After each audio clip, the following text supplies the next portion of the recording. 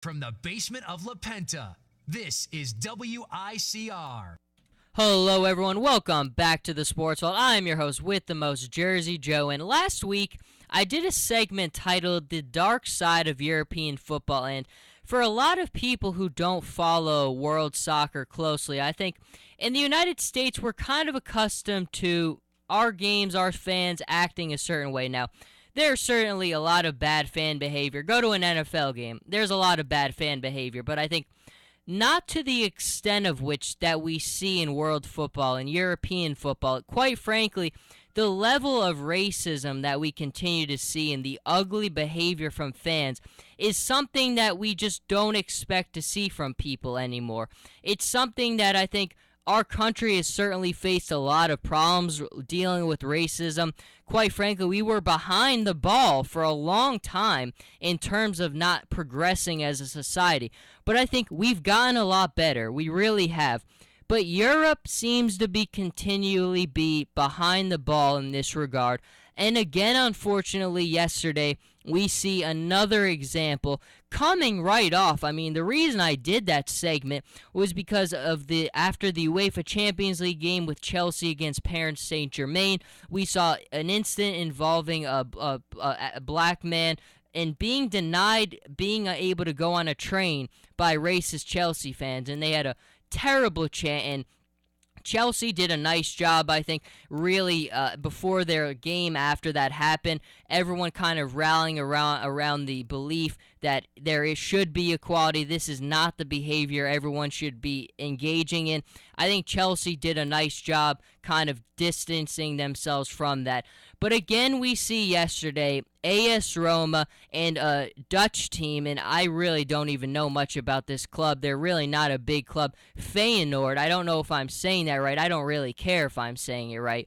They are not even in the same level as AS Roma. But in the UEFA Europa League yesterday, apparently Gervinho, one of the best players in Italian football right now, just coming off winning the African Cup of Nations with Ivory Coast. Very, very good player. For AS Roma, his playmaking is brilliant. I really enjoy watching him play. He's one of my favorite players in the world. But yesterday, just another example of just inexcusable, despicable racism in European football. Fans throwing a plastic banana at Gervinho. Now, we've seen cases like this many, many times. Now, there are a lot of people trying to say that this was innocent because at this club, kind of fans, there seems to be this type of thing where bananas are a thing that they kind of is a big part of their culture. I don't know if it's a comedic thing, if it's something connected to the club or one of the players, but the bottom line is that is a garbage excuse. The bottom line is somebody threw this at Gervinho, and it was a despicable act of racism. And the sweet, sweet icing on the cake for Gervinho, though, is he scored what ended up being the winning goal in the 60th minute, and there is a great picture up on the AS Roma Twitter and Facebook page of Gervinho just standing there and kind of just, he's owning the fans. Daniele De Rossi is right there with him. Another teammate is there too, and he just owned it in the 60th minute, giving Roma the lead, and they go on and they advance because of aggregate. But it just goes to show you, when is Europe and when is world football in general? I just don't want to pick on Europe because there's a lot of parts. I mean, with Zenit St. Petersburg in Russia, there is a lot of clubs all over the world where racism is still an extremely, extremely big problem. And I don't know what it's going to take to progress in that regard. We see the motto of the UEFA Champions League is no to racism, and it is a great motto because it is a problem that we continue to see time and time again continues to pop up in world football. And I'm glad that in this country we don't see this with our sporting events, because at the end of the day, sports is entertainment.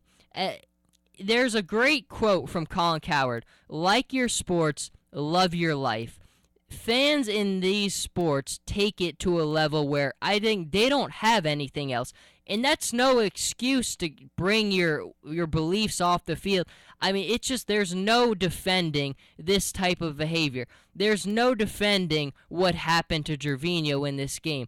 I don't know what it's going to take. I mean, I know we all like to talk about sometimes where the U.S. is still behind the ball in this, but we're certainly not in our sports, because if you watch an MLB game, if you watch an NFL game, if you watch an NHL game, if you watch an NBA game, we don't see this type of fan behavior.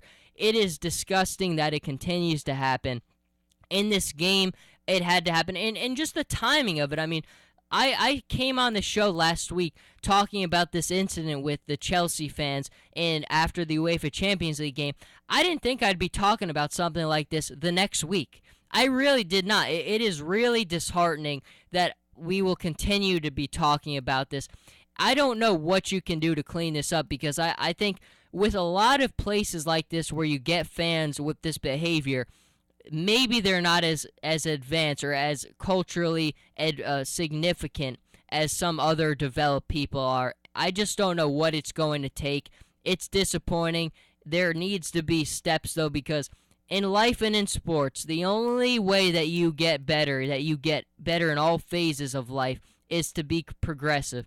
Progressive with thinking, progressive with technology, progressive in sports. That is the only way that you continue to get better, is adopting new types of ideas, adopting equality among everyone.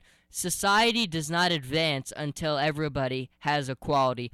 And right now, we have not seen the progression that it takes to get to that next level in this sport. I don't know what it's going to be, but we're going to continue to always talk about it, because you need to be very, very proactive talking about these types of incidents, because the only way that one day it will ever get better, it will continue to change and get better, is bringing it up in the limelight, talking about it, because European football has a big presence in the United States. It is continually getting better. We're seeing more and more of these types of contracts that teams are paying, that networks are paying to be able to broadcast these games. And the behavior of the fans has got to be something that turns off people. For me, it certainly does. I mean, I can't take seeing the way that things work over in Europe, but the way that fans continue to behave and engage. I mean, Gervinho, like I said before, I already have a big connection to this player, being a big Roma supporter. He's done a lot for my club. I really love watching the guy play. He's just a good player, Gervinho. He's a guy you would want to have on your club. For Ivory Coast, he did so many great things. Gervinho is a good guy, and I was really glad he was able to get redemption yesterday, because he most certainly deserved it. Those fans, for a nobody club that nobody really could care about anybody. Anyway, AS Roma took care of business there.